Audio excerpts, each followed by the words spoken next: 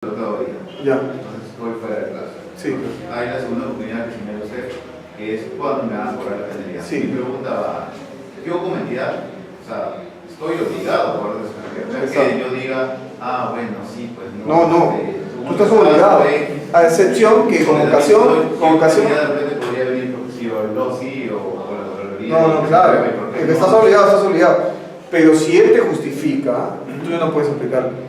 Ya no puedo. No le puedes aplicar. Que en todo caso, por ejemplo, los costos que tuviera, si yo, pues, porque el operario que está ahí se tiene que pagar por los días que. No pagas gastos generales. Ya. O sea, la única diferencia es pecuniaria. Eso lo asume el proveedor. El proveedor. Porque para que le pague gastos generales debió pedir la ampliación del plazo. ¿No? Esa es la diferencia. ¿Dónde dice que se debe pagar, o sea, que no se debe aplicar la penalidad si justificas antes del pago?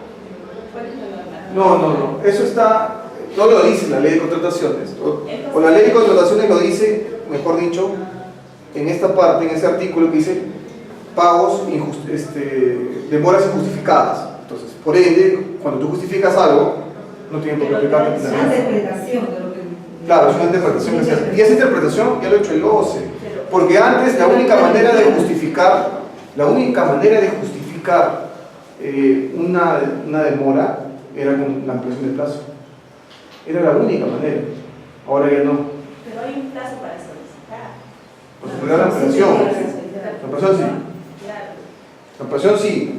Pero para solicitar esto no. Esto es cuando te van a querer aplicar. Al momento que te van a querer, ahí tú dices, oye, no, ¿sabes qué? Esto es justificado, por si acaso. Pero no, Ya no se puede. porque hay una opinión que te aclare o algo que te dice que si justificas hasta antes del pago no aplicas la penalidad.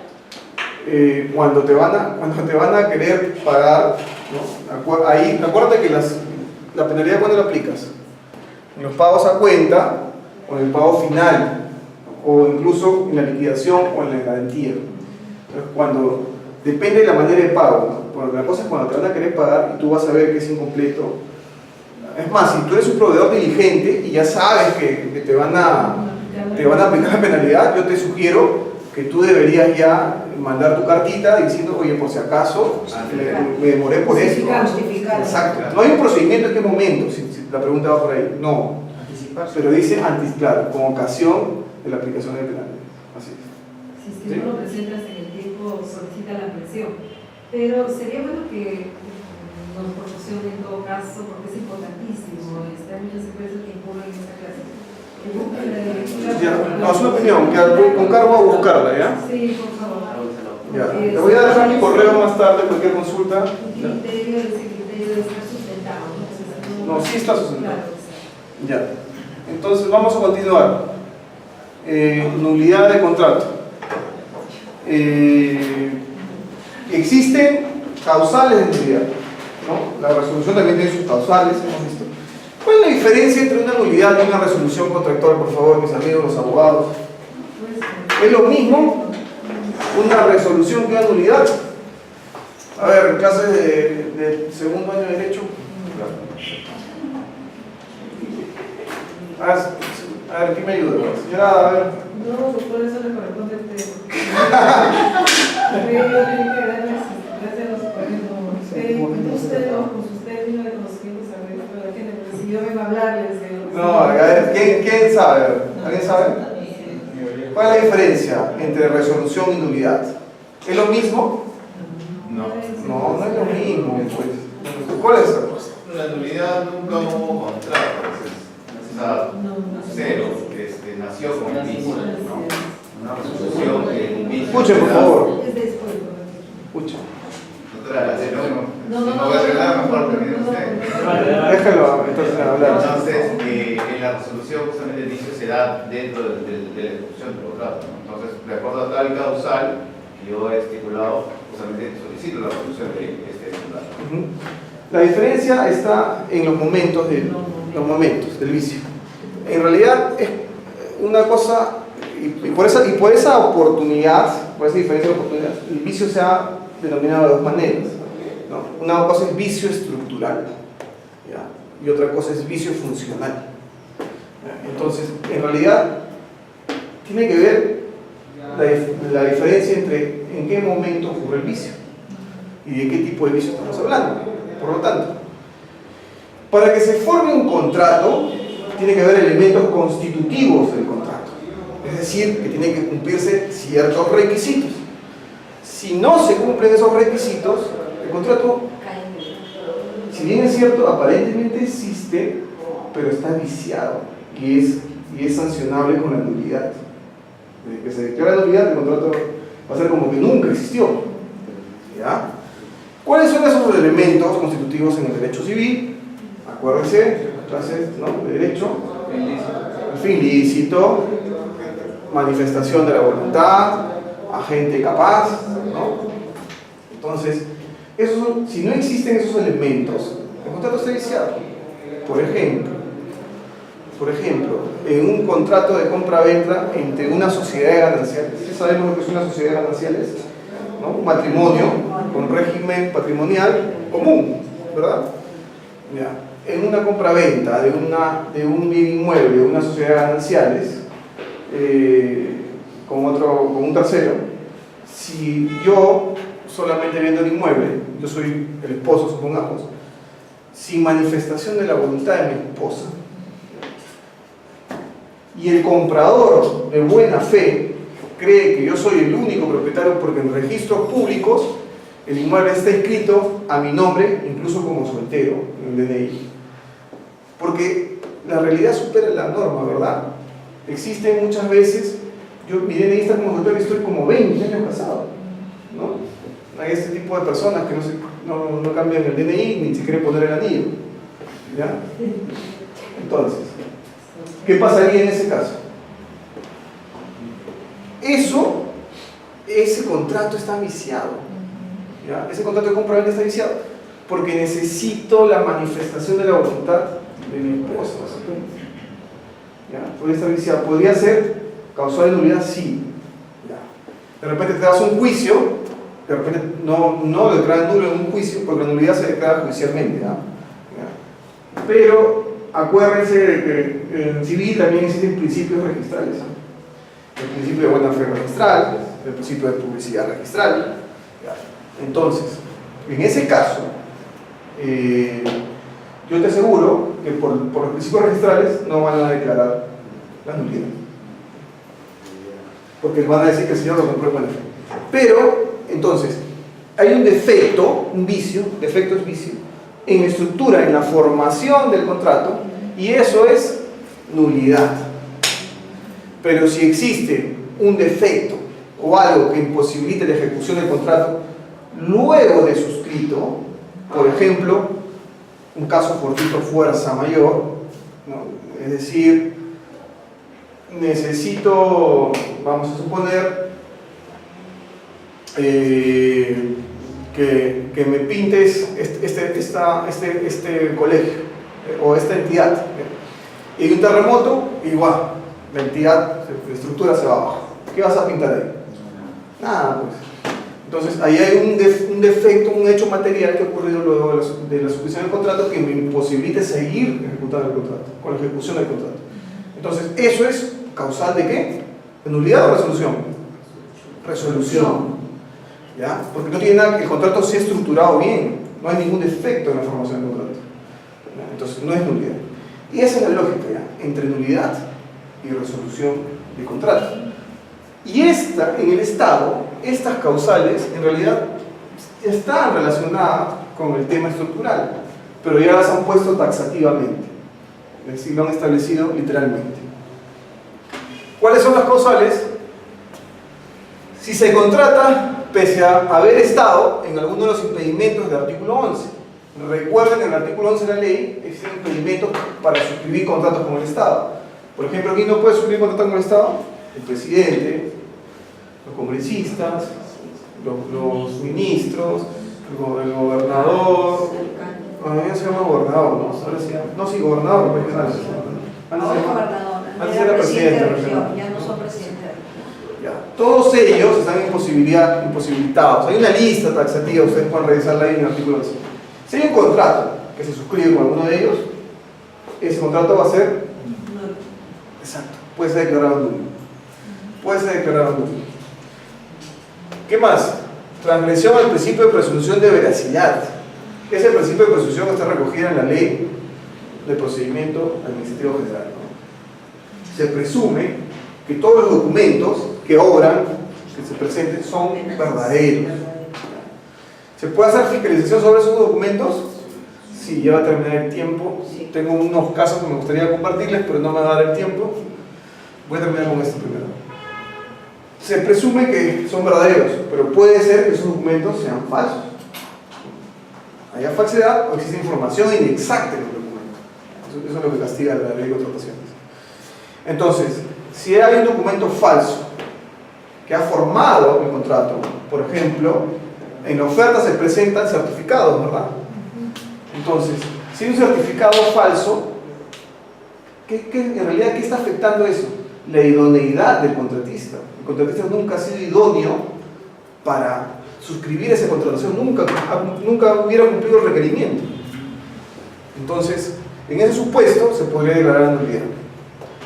Cuando esté en trámite un recurso de apelación, es decir, no se puede suscribir un contrato si es que la entidad o el OCE no resuelven todavía el recurso de apelación.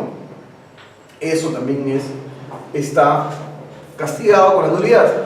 No cumplir con las causales de contratación directa, es decir, que no se configure la causal de contratación. Una cosa es la aprobación de la contratación directa. Acuérdense que en la contratación directa hay varias causales. Una es desabastecimiento, otra es situación de emergencia, proveedor único, servicios personalísimos, lo que les dije, el saldo de una resolución, nulidad de contrato, publicidad, aunque ahora la publicidad ya fue, ¿no? Por la ley que salió, ¿no? Arrendamiento de muebles, inmuebles. Entonces, una serie de causales. Entonces, se configura una de las causales, la entidad está habilitada para contratar de manera directa, pero para eso tiene que seguir un procedimiento, que es emitir un informe técnico, emitir un informe legal y hacer el instrumento que aprueba la contratación directa. Entonces, en ese informe técnico legal hay un análisis. Está el análisis si se configura alguna de las causales de contratación directa. Ahora, puede ser que para el juicio de la entidad sí se configure, pero va al OCE, el OCE lo supervisa y dice, ¿sabes qué? Acá no. ¿Sabes qué? Declara la nulidad. No se configura. Entonces, en ese caso también se puede declarar nulidad. Contratar sin efectuar el procedimiento, es decir, esos contratos de hecho, ¿no? Esos contratos de hecho, que muchas veces se hacen. El contratista ha pagado, ofrecido, intentado pagar u ofrecer en el futuro algún pago, dádiva o comisión en relación a ese contrato. Bueno, ahí tiene que probarlo. Sí, eso es dificilísimo. Ahí entra de por medio ya acto de corrupción. ¿Ya? Acto de corrupción. O sea, si se ha ganado con aceitada, como se dice coloquialmente, definitivamente eso es pasible de nulidad, ¿no? O no se han utilizado los procedimientos previstos. ¿Qué quiere decir esto? Que en lugar de hacer una adjudicación o una licitación o un concurso público, dice una adjudicación simplificada. ¿Ya? No he sabido configurar los procedimientos. Entonces, esas son las causales de nulidad. Eso es lo mismo que hemos visto. Lleva unos 5 minutos. Acá dice responsabilidad de los funcionarios o servidores y contratistas. En el caso de nulidad, el árbitro único tribunal arbitral debe priorizar estas causales, pero dice pueden utilizar otras reconocidas en el derecho nacional. Eso es una disposición de la norma. O sea, hay otras cosas de nulidad, depende de la ley de procedimiento administrativo general, como qué cosa. Igual, casi son muy parecidas a la del Código Civil, ¿no? Fin ilícito. ¿Qué más dice? Procedimiento para declarar nulidad. Se declara nulidad y esta se notifica con carta notarial y esa nulidad es declarada con una resolución de un órgano competente. Acá también les voy a dar otro tip ya. Y esta resolución de este órgano competente la emite, adjunta en la carta notarial el documento como el que declara nulidad, ¿no? Esto también puede ser sometido a arbitraje dentro de 30 días hábiles. Y estas son las prestaciones pendientes en el caso de nulidad que también pueden ejecutarse, ¿no? Lo que les dije, igual que en la resolución del contrato, igual hay que acreditar esto, se necesita con urgencia la prestación, solo si el contrato es declarado nulo por haberse perfeccionado por proveedor impedido por... ya, entonces solamente son en dos causales. En el estado de resolución de obra, se podemos invitar, recuerden, a cualquiera que estuvo en el procedimiento de selección, ¿se acuerdan? Ya, en nulidad también, pero solamente cuando la nulidad es por alguna de estas dos causales. Por impedimento o por transgresión al principio de presunción de veracidad. ¿Ya? Si declaramos la nulidad por alguna de estas dos causales, podemos hacer el saldo pendiente de la ejecución de la prestación llamando a invitando a cualquiera que participó en el procedimiento original. ¿Ya? Solamente en esos dos casos. Si nos van en arbitraje, tendríamos que indemnizarles porque ahí materialmente ya se ejecutó la prestación. ¿No? Y finalmente tenemos el tema de pago, que acá no hay tanto que analizar. Antes de irnos, quiero hacerles unos comentarios sobre en realidad la norma dice muchas cosas, pero el problema es la aplicación, ¿no? Bien, sobre el tema de la nulidad. Es el competente y es una facultad indelegable, ¿ya? Pero existen facultades delegables. Con ocasión de esto me acordaba de algo. Y yo les voy a dejar esto en la pizarra. Acá.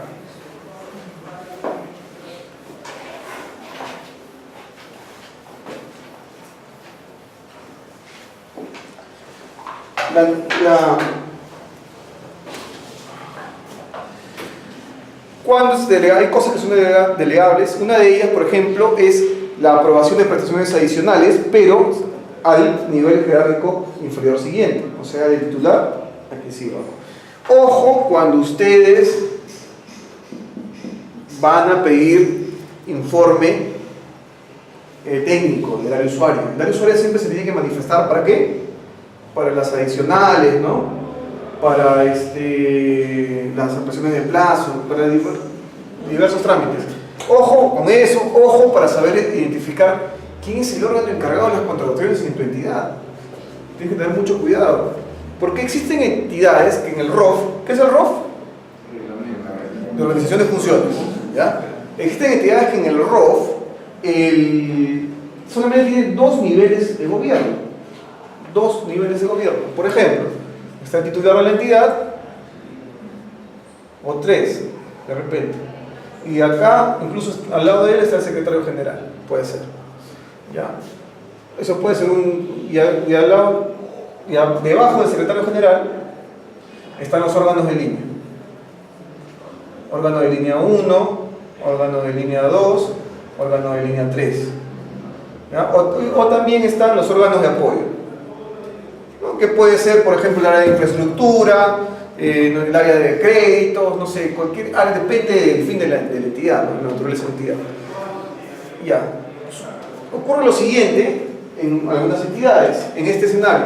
Voy a ponerlo por acá. Tengo el titular, tengo el secretario general, por debajo vamos a suponer que tengo infraestructura, tengo OVA, que es administración, ¿no? Tengo de repente por acá otra área que vamos a llamar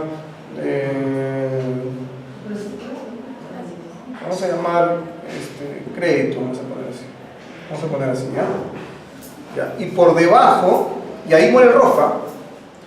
Sin embargo, ahí no te hablan acá no te hablan de presupuesto, no te hablan de planeamiento, no te hablan de logística. En el ROF jamás aparece eso. Él dice que las funciones de presupuesto, planeamiento, las ve el LOA. Así dicen los ROF. Sin embargo, hay otros documentos de gestión como es el MOF, el Manual de Realización de Funciones. el MOF. ¿Y el MOF qué establece? Los cargos, ¿no? Los cargos, por ejemplo, puede haber un cargo de un coordinador de logística, un coordinador de presupuesto, un coordinador de contabilidad,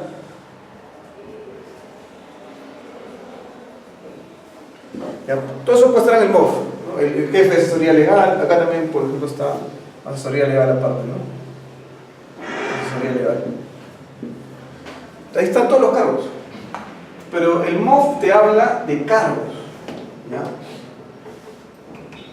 El MOF no te habla de órganos o unidades orgánicas. Entonces, cuando se pida una opinión al órgano encargado de las contrataciones, por ejemplo, si fuera el caso que tenía que emitir opinión, ¿quién debería opinar, firmar esa opinión? No, pues estoy pidiendo al OEC. Coordinador de logística. Solo el coordinador de logística. La pregunta en realidad es: ¿quién es el órgano encargado de las contrataciones cuando tengo este organigrama? ¿Quién es el OEC? Sería logística, pero acá en mi ROF no existe logística. Sería la obra, nada más. Entonces, quien tiene que firmar es ¿quién? El gerente de la obra. El gerente, el jefe, no sé cómo le llaman. ¿Ya? Él es el que tiene que firmar, el gerente de la obra. Porque solamente, desde el punto de vista organizacional, solamente hay 3 niveles de gobierno. No hay un cuarto nivel. Si hubiera un cuarto nivel en el ROF, donde acá se divide coordinación de logística, coordinación de presupuesto, coordinación de contabilidad, ahí sí puedo decir que el que representa al OEC es el coordinador de logística. ¿Ya? Entonces, eso también tiene que tener claro, saber identificar quién es el competente. Eso es un tema de competencia. De repente, el de OGA, el OEC, nunca se ha pronunciado en sus trámites, cuando debería pronunciarse. Hay que revisar el ROF.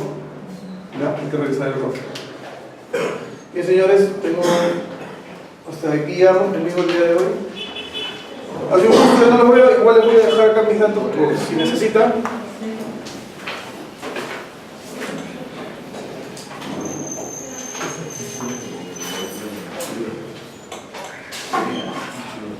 Mi nombre es Eric Mendoza.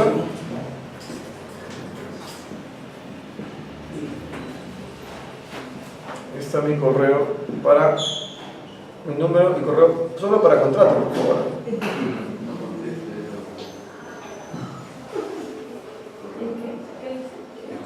ejmm200@gmail.com. M de mamá, M de mamá. 465. ejmm200@gmail.com. Como ejemplo. 954-777-465. Bueno, chicos, gracias. Ha sido todo por. Gracias. Ha sido todo por hoy. Gracias.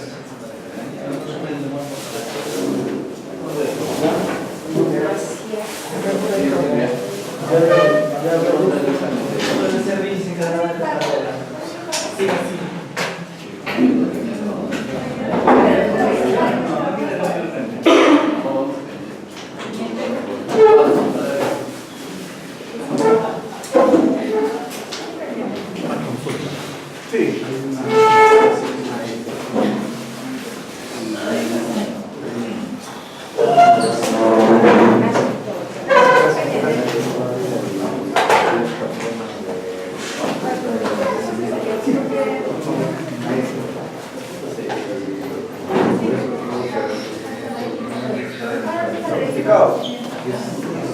No, eso ya salió una opinión del Consejo que dice que eso no es pasible de entidad, igual puede ser el procedimiento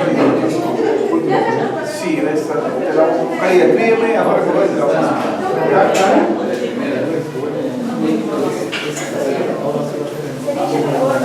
tiene que estar certificado. Lo que pertenece a la logística. Solamente lo que pertenece a la logística. Chao, profesor. Sí, ya. Y si está certificado, si no está certificado, eso no es causa de nulidad. No, va a haber responsabilidad de repente, eso sí. Sí, eso sí. Y en el caso de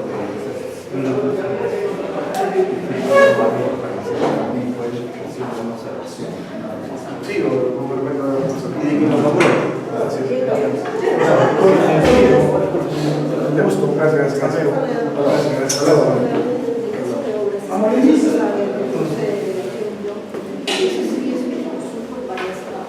La valorización. Gracias.